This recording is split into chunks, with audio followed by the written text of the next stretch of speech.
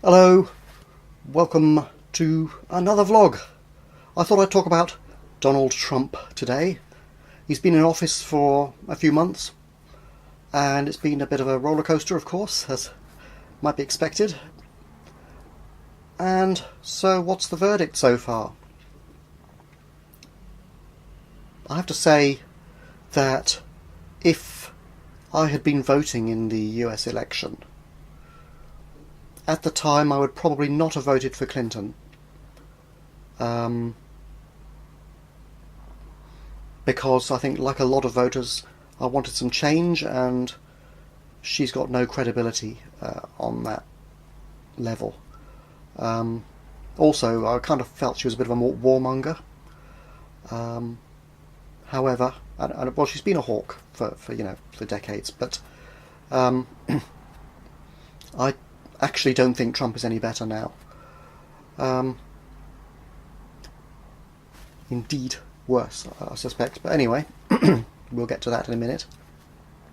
So, okay, maybe I would have abstained or voted for Trump. However, it looks to me now like he does not really support anything much that I support. I mean, he said he was going to make America great again, bring the jobs back.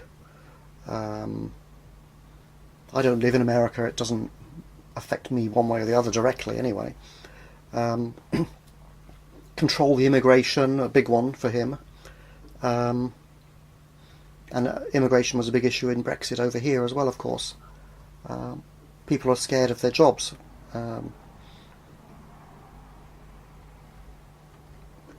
It's not clear that immigration gets rid of jobs. It does push wages down, though. That is visible.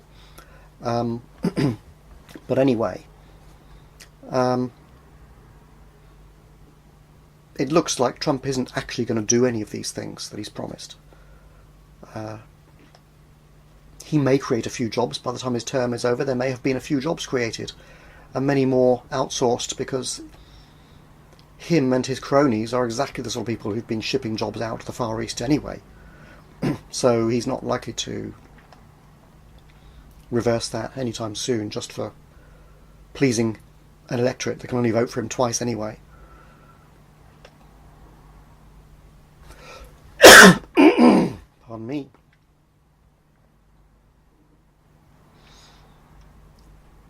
So I'm kind of thinking, what does Trump represent? What actually is his angle? What is he after? Why is he doing all these crazy things, like making all these insane, ignorant tweets and so on, and poking Kim Jong-un with a stick all the time? Why? What does it mean? I think what it is that Trump has an agenda. And although it looks like insanity to any rational person, it's actually reasoned or reasonable in its own mad way. Trump, his agenda, I think, is to promote Trump. His brand, Trump, the Trump hotels, the Trump luxury whatnots, okay, all that. That's why he's in the White House. It's not there to make America great again. That's just talk. Nobody's going to be able to do that without short of a revolution, which he might trigger, of course, being such a nutcase. Who knows?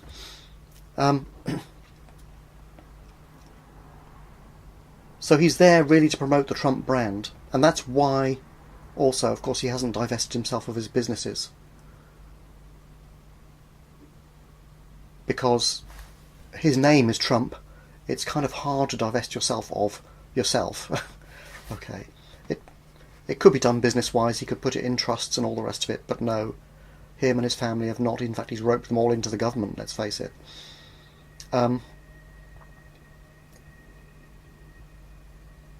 So he wants to make himself richer. And how do you do that with a brand? Ratings. Just like on his show, The Apprentice. Okay, it's all about the ratings. Sack the losers. The heck with the losers. Trample over them. Right. Be a bastard. Win the game. Right. That is the Trump brand in a nutshell. And that's what he's doing. He's doing stuff in order to get ratings. To boost his brand, to make his brand more valuable. Furthermore, it does permit corruption, the fact that he hasn't divested himself of his businesses. For instance, somebody buys the Trump logo to stick on their hotel, give him $50 million or whatever, hooray. But at the same time, that person can now get a sympathetic hearing for something they want from the White House, because they're friends with Trump, they've given him a load of money. So there's room for corruption there. But of course the corruption is built into the American system. Lobbying and all the rest of it is the whole government is bought. I think everybody knows that by now. So it might as well be out in the open, I suppose. And maybe it's better that way for now.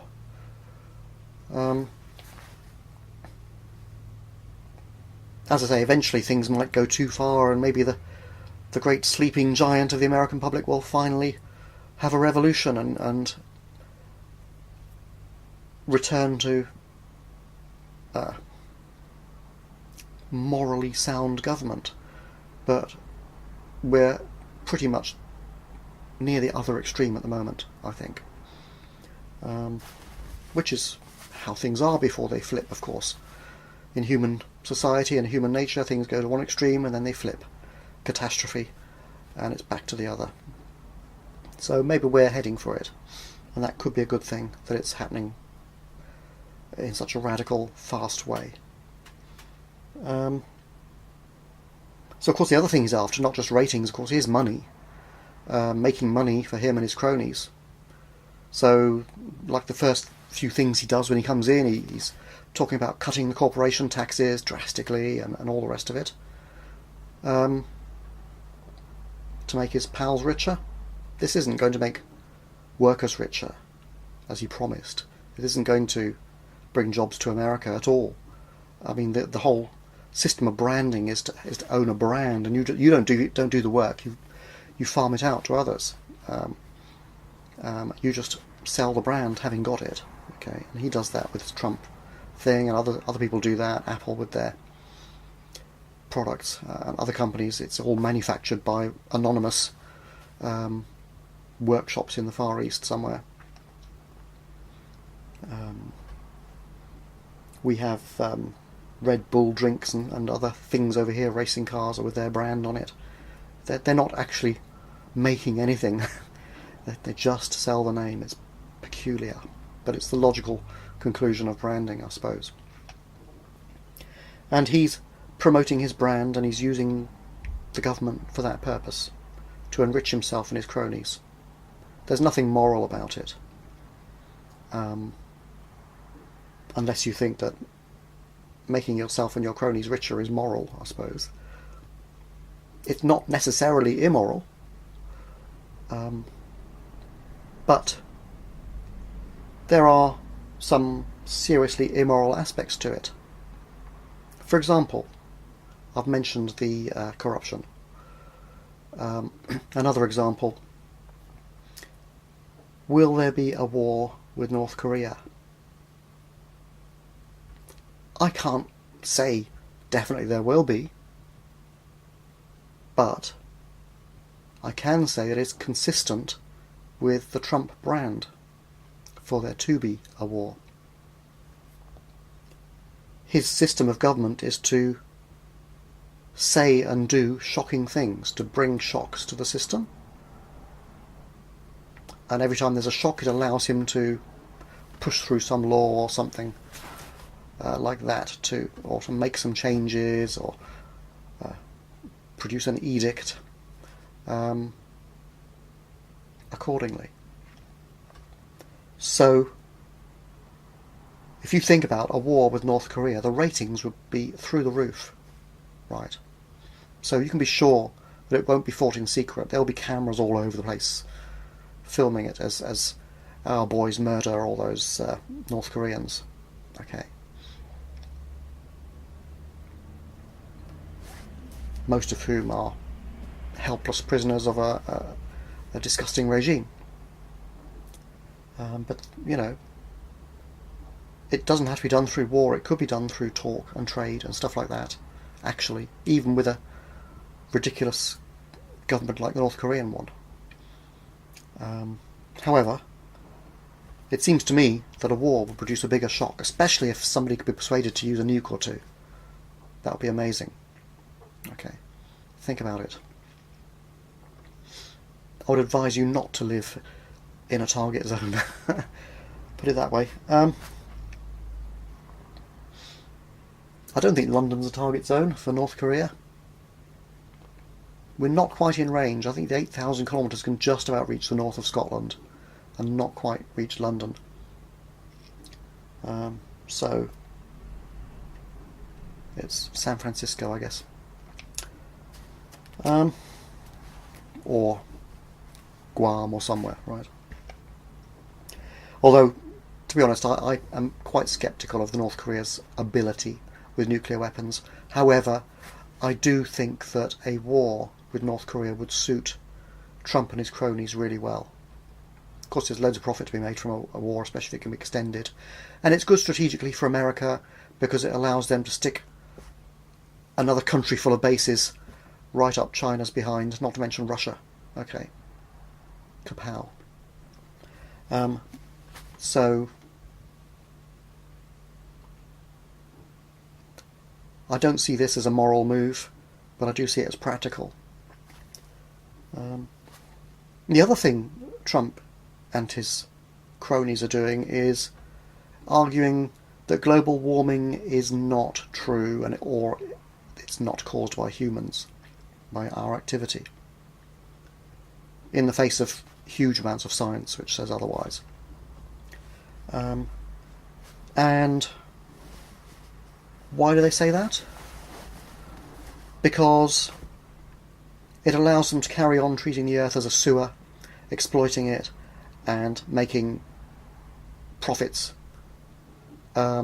without responsibility, basically. And yes, species collapse is about to happen. The ecosystem may well collapse. Loads and loads, millions, billions of people might even die and starve as the systems break down. But the rich people will be fine.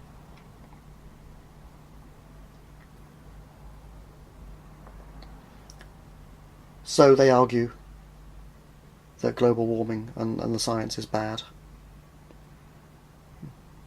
Now, the scientists could be wrong. They've been wrong on lots of things in the past, constantly. But the balance of evidence is that global warming is caused by human activity. And suppose the scientists are wrong, and we've spent a load of money trying not to pollute the Earth, trying not to overexploit it. Is that a bad thing?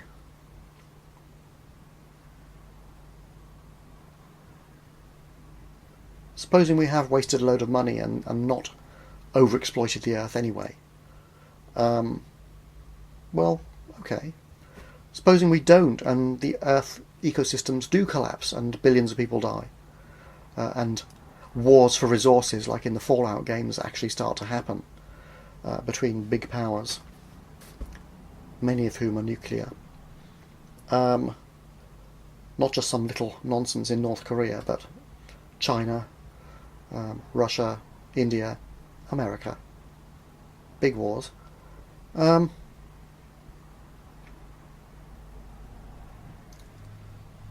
it be better to avoid that? Just in case? If the scientists are wrong, okay, they're wrong, but we haven't really done any harm except financial if we try and protect the world in the meantime. Whereas if we let it collapse, the harm could be enormous and irreversible. There is talk of us being able to, with genetic engineering, restore some species that have become extinct. But it's a lot harder to restore an ecosystem than it is to restore a species. And we haven't even done that, really. We'd have to restore a good 50 to 100 species in an environment all at the same time over a large land area to make it work. Otherwise we'll just have a few specimens in zoos and that's it. It's not the same. So I consider the arguments against global warming to be immoral. And you can see plenty of them online. People like Stefan Molyneux, usually objective, but not on this topic, it seems to me. And maybe he's not objective on the other topics as a result. I don't know. For instance, on this topic, he's always arguing on the one side. So that's not really an objective look at the facts.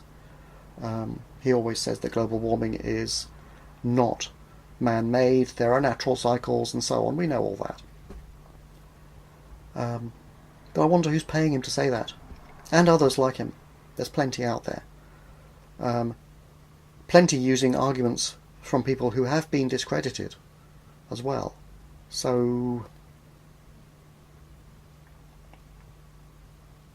who's objective and who isn't? It's hard to tell in today's world.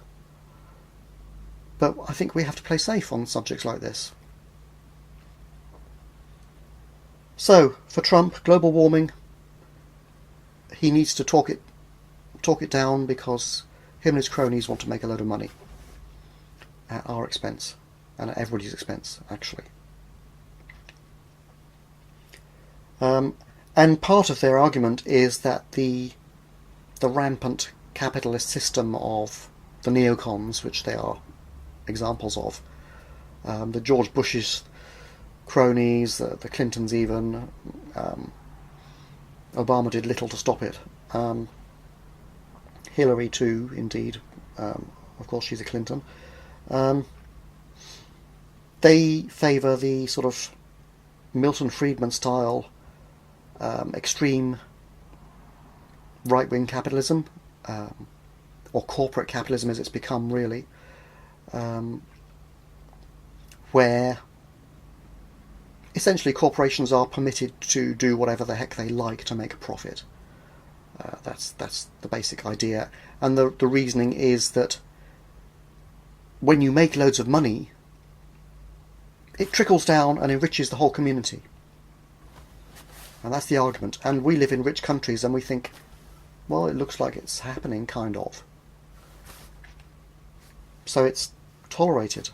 And yet, I think it's fair to say that people are starting to notice that they are not actually getting better off. There were some figures the other day in this country that the average worker is still worse off than he was in the 2000s.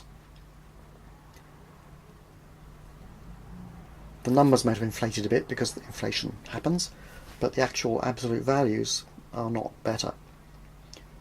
And it's not just a temporary thing, is it? A couple of decades. And the argument there is okay, is the money trickling down? Let's look at some figures, shall we? Because I think I can prove that it's not working fairly simply. Maybe I'm wrong. Tell me what you think.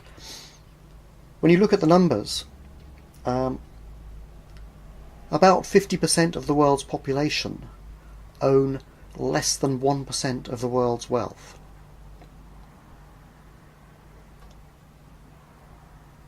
The top 10% of the world's population own 89% of the world's wealth.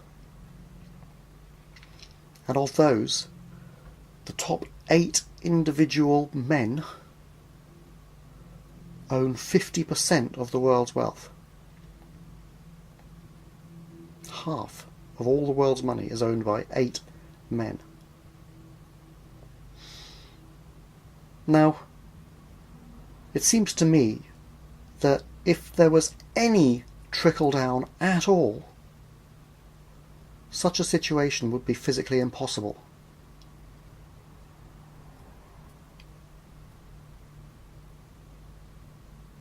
Wealth could never get that concentrated if there was more than the most microscopic level of trickle-down. The net flow must be upwards towards the top of the pyramid, otherwise that wealth could never ever get anything like as concentrated as that. So, the justification for the extreme corporate capitalism is false. I'm not saying capitalism is a bad thing, but it clearly needs to be managed in a different way. This system is not doing what is advertised. And it's probably a good thing that we've got somebody like Trump in power, because he's going to push us off the cliff faster than anybody else would. And perhaps that way we could save more species than we would have otherwise. If he can push it to extremes so that we actually do get some sort of revolution, or if not an outright revolution, because they tend to be violent and failures, but let's say some serious reconfiguring of the way we run our societies, we might just save more species than otherwise. And to me, that is the main thing we need to do. Look after ourselves, of course, and look after the planet. Making money is irrelevant. It's just the way we do it.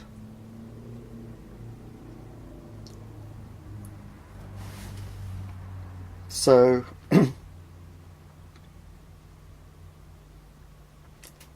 interesting, Milton Friedman, actually, the sort of academic head of the neocon movement, if you like. I think he's dead now, recently.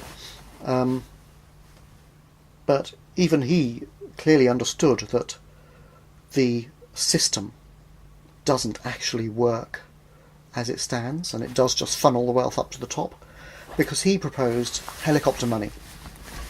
In other words, you have your pyramid of wealth sucking all the money up, and you have a fountain on the top spraying the money back down to the rest of us, so that we can feed ourselves and buy stuff in their factories, and so on. So we can expect, therefore, the governments to try and make the system, keep it propped up, to be looking at implementing systems of helicopter money, handouts, in other words, as being the only way to make it work. So while the system is on its last legs, we can expect helicopter money to be implemented.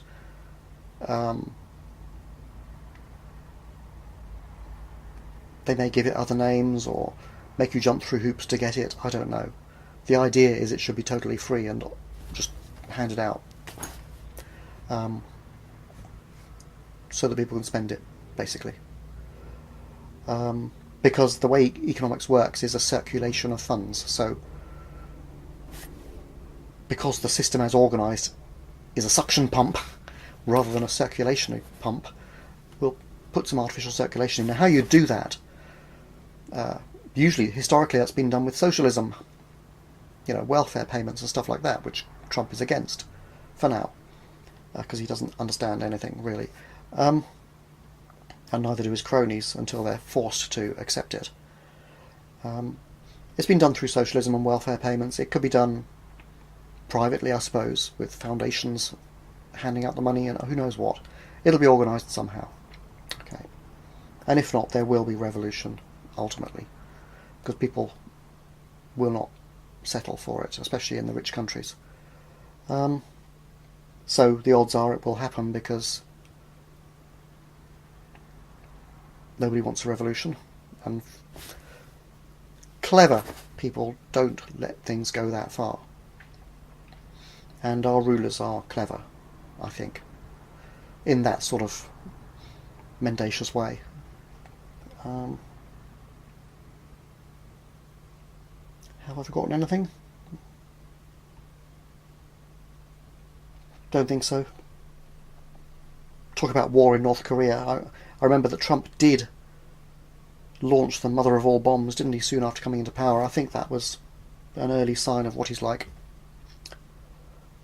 So let's hope he pushes us all off a cliff real quick. Okay, any ideas? What can we do? I don't know. Let me know what you think. Bye for now.